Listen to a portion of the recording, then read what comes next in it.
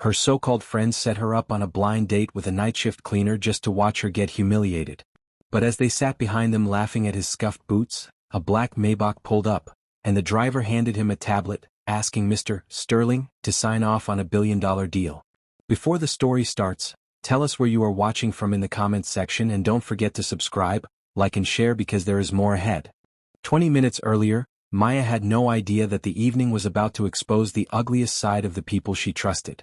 She sat inside an elegant restaurant overlooking the city, smoothing the sleeve of her cream-colored dress while checking the entrance for the third time. Relax, Chloe had told her before leaving. He's successful. Just give him a chance. Maya had smiled at the memory. After all, Chloe and Vanessa had been her closest friends for years. They knew Maya wasn't interested in flashy men or expensive cars. She wanted someone kind, emotionally mature, and honest. That was why she had agreed to the blind date. What Maya didn't know was that Chloe and Vanessa were sitting in a parked car across the street, watching the restaurant through the window. Vanessa covered her mouth to hide a laugh. She actually believes he's successful, she whispered. Chloe grinned. Wait until she sees him. Their plan had started 2 days earlier. They had told Maya that a private businessman named Daniel Sterling had agreed to meet her. They described him as quiet, hardworking, and successful. Every word had been carefully chosen. Because they knew something Maya didn't. The man coming to meet her wasn't dressed like a businessman. He was a night shift cleaner. His name really was Sterling, but that was about the only part of the story they had told her that was true. Chloe and Vanessa had found out that he worked nights cleaning offices in the same building where they occasionally attended business events. They thought it was hilarious that Maya, who had rejected several wealthy men because she disliked arrogance, might end up sitting across from a man who arrived smelling faintly of disinfectant. They wanted to see her reaction. More than that, they wanted to prove something. They had always secretly resented Maya's quiet confidence. She never bragged about money. She never competed with them. She simply seemed comfortable with herself. And somehow that irritated them. She thinks she's too good for everybody, Vanessa muttered. Chloe laughed. Tonight we'll find out. Inside the restaurant, Maya glanced toward the entrance again. Then the door opened. A man walked in. He wasn't what she expected. He wore a simple dark shirt beneath a faded jacket. His trousers were clean but visibly old. His boots were scuffed and one sleeve had a faint white mark near the cuff. For several seconds Maya simply stared. The man looked around the restaurant before his eyes settled on her. He walked over. Miss Maya? She stood. Yes.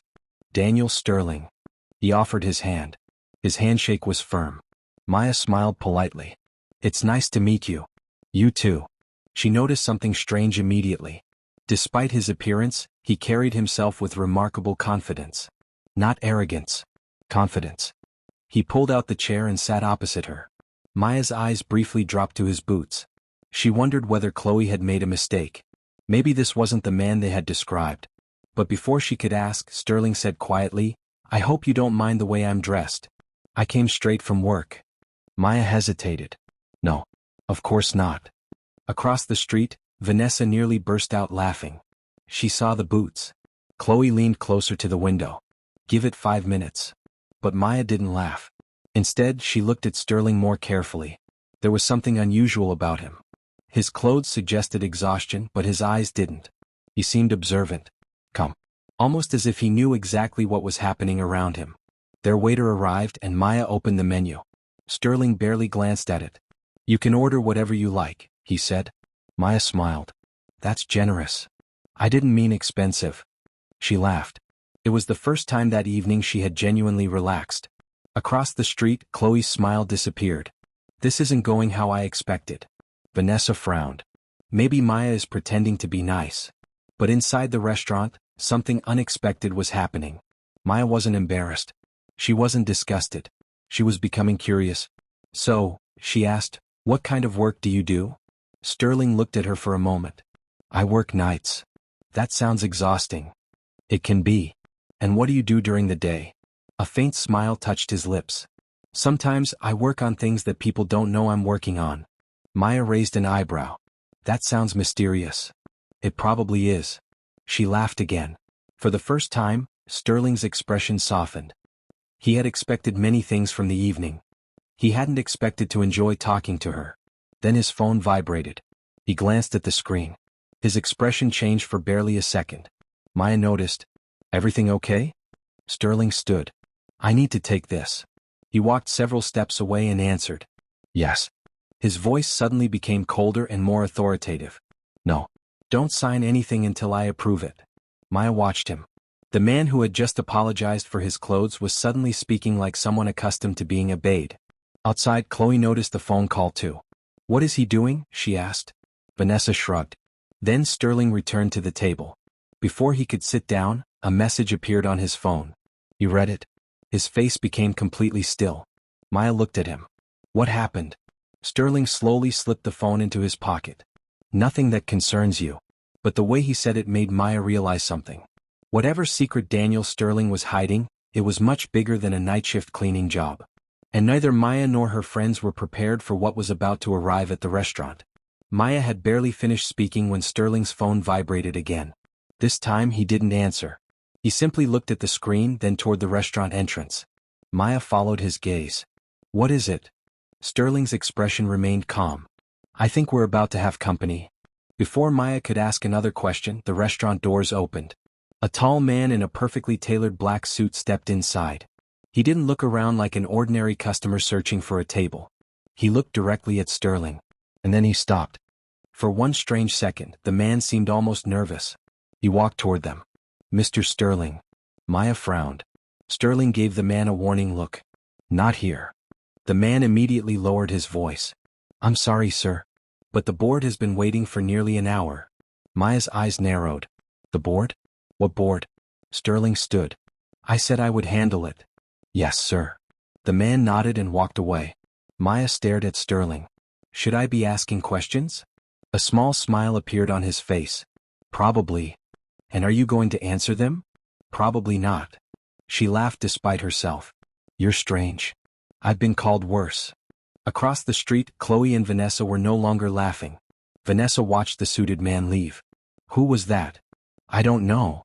Did he just call him Mr. Sterling? Chloe's face tightened. Maybe he's a manager from the cleaning company. Vanessa shook her head. That wasn't how he was talking to him. Inside, Maya looked down at Sterling's worn boots again. She suddenly felt uncomfortable for a completely different reason. Not because he looked poor. Because she was beginning to suspect that the story her friends had told her wasn't the whole story. Daniel, she said carefully, did Chloe tell you anything about me? Sterling looked at her. What do you mean? She said you were successful. Pause. Sterling leaned back. I suppose success depends on how you define it. Maya smiled. That sounds like a politician's answer. I'm definitely not a politician. Good. Why? Because I don't trust politicians. He laughed. It was the first genuine laugh Maya had heard from him. And something about it changed the atmosphere between them. The date suddenly stopped feeling like a prank. They talked for another 40 minutes. Maya learned that Sterling loved old books, hated wasting food, and believed people revealed more about themselves when they thought nobody important was watching. That last statement stayed with her. Why do you say that?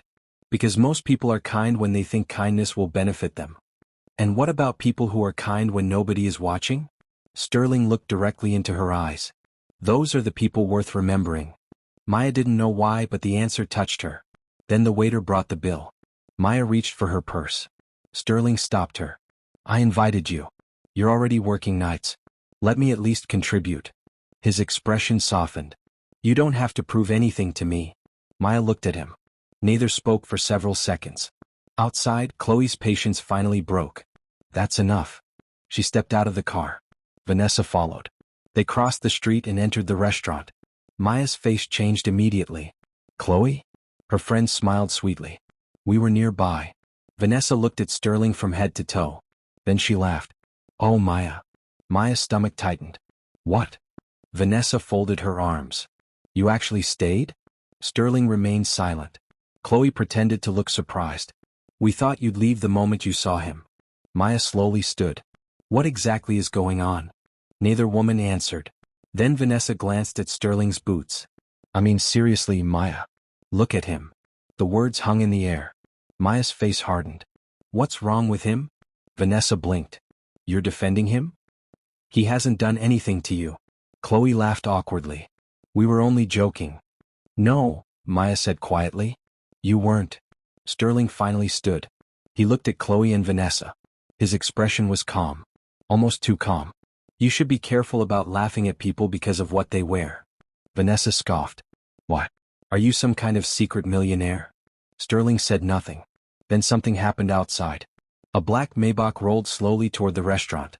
It stopped directly in front of the entrance. The driver stepped out. Chloe's smile vanished. Vanessa stared through the glass. The driver entered carrying a sleek tablet. He walked straight toward Sterling. Then he stopped beside him. Mr. Sterling, he said respectfully, the billion-dollar deal is ready for your approval.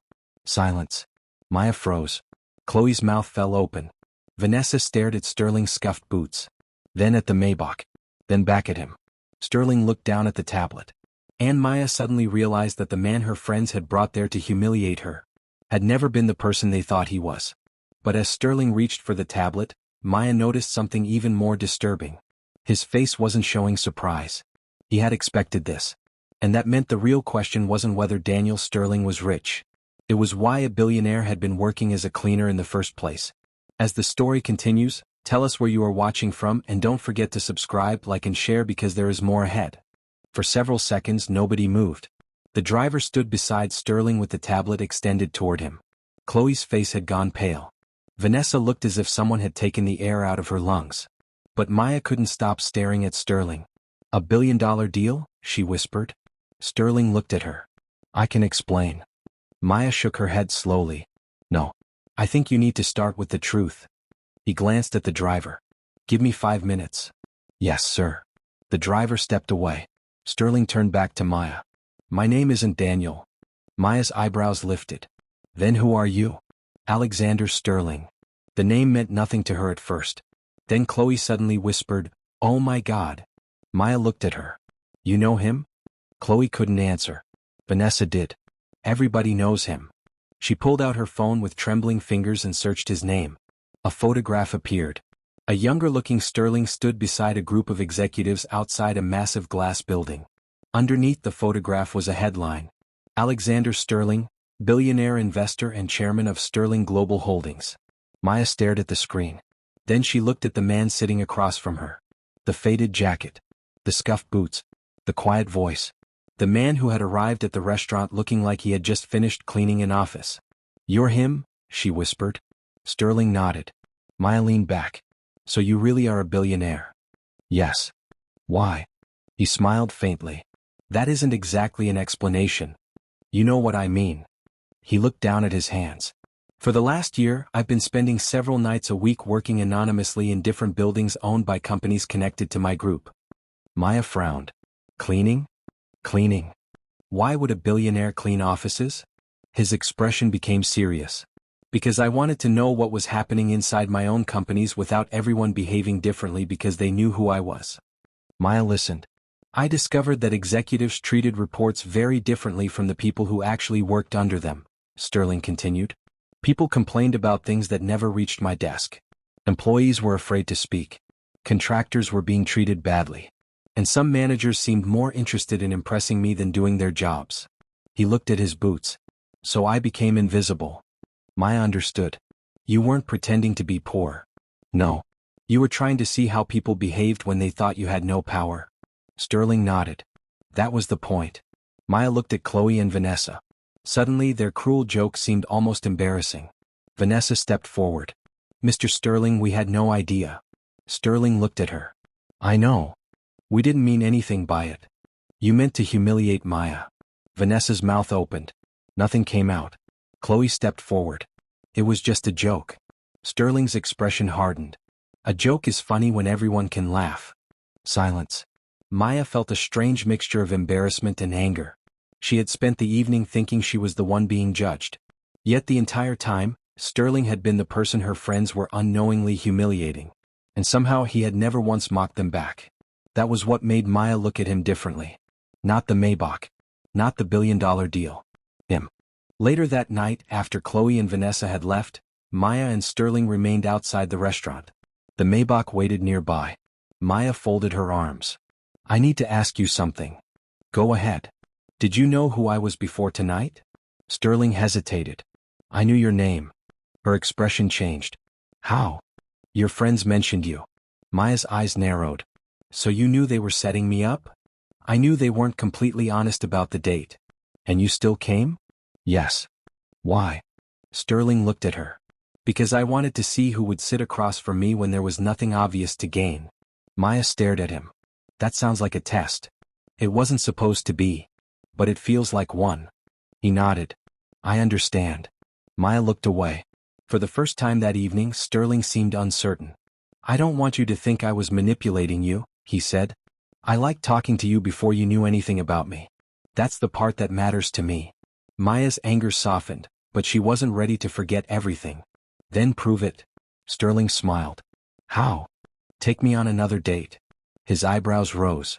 Without the Maybach. He laughed. I think I can arrange that. 3 weeks passed. Their second date was nothing like the first. No luxury restaurant. No expensive cars. No secret driver. They walked through a quiet park, shared coffee from a small cafe, and talked until sunset. Sterling remembered little details Maya had mentioned during their first meeting. Her favorite book. The business she dreamed of starting. The fact that she hated roses because everyone gave women roses when they didn't know what else to give. He listened. Really listened. And Maya slowly realized that the billionaire she had discovered was not different from the man she had met that night. The money had simply been another layer. Then one evening, Sterling took Maya to a small community center. She expected a business meeting. Instead, she found dozens of cleaners and maintenance workers gathered inside. Sterling had quietly created a program to help night shift employees receive training and advance into better-paying positions. Maya watched him speak to them without cameras, reporters, or executives. No one there knew about the Maybach. No one cared about his billions. They simply respected him. And Maya finally understood why he had chosen the night shift. He wasn't hiding because he was ashamed of his wealth. He was hiding because he wanted to understand people who were usually invisible. That night Maya took his hand. I think I know why I like you.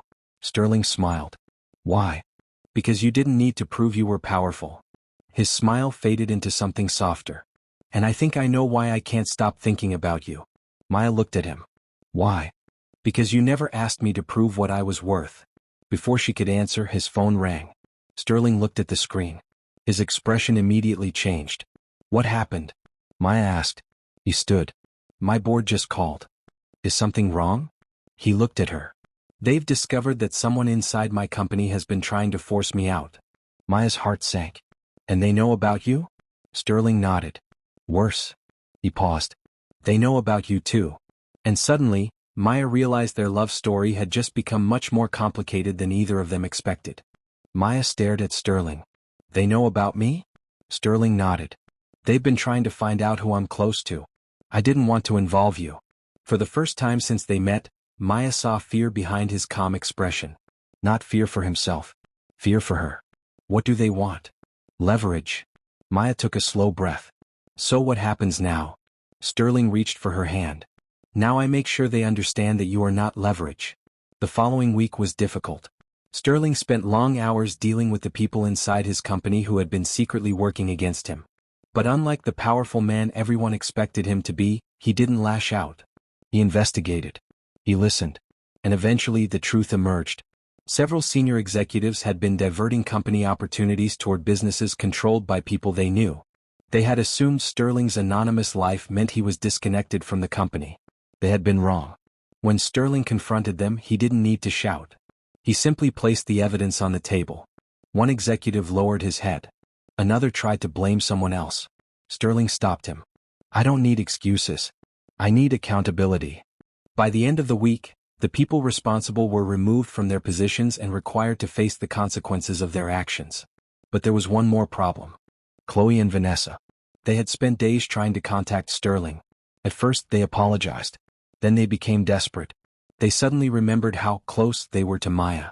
They began sending messages. We were only joking. We didn't know he was rich. Please don't be angry. Maya read every message but didn't respond. Then one afternoon, Chloe and Vanessa showed up at Maya's apartment. When Maya opened the door, Chloe immediately hugged her. Maya gently stepped back. Why are you here? Chloe forced a smile. We wanted to apologize. Vanessa nodded. We really feel terrible. Maya looked at them quietly. Do you? Yes. Then tell me what you're sorry for. The two women exchanged a glance. Chloe spoke first. For embarrassing you. Maya nodded. And if Sterling had actually been a cleaner? Neither woman answered. Maya's expression hardened. That is what I thought. Vanessa quickly said, Maya, that's not fair. Fair? Maya almost laughed. You lied to me. You arranged a date because you wanted to laugh at me. You watched me walk into that restaurant expecting me to be humiliated. We didn't know. Exactly. Maya's voice remained calm. You didn't know he was a billionaire. That's why you thought your joke was acceptable. Silence filled the doorway. Chloe's eyes became wet. We were jealous. Maya looked at her. Of what? You, Chloe whispered. You always seemed happy. You never competed with us. And somehow people respected you. Maya's anger softened, but her disappointment didn't. You could have told me that.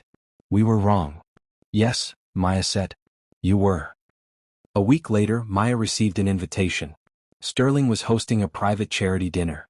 Chloe and Vanessa had somehow managed to get themselves invited through mutual business contacts. They arrived expecting another opportunity to apologize.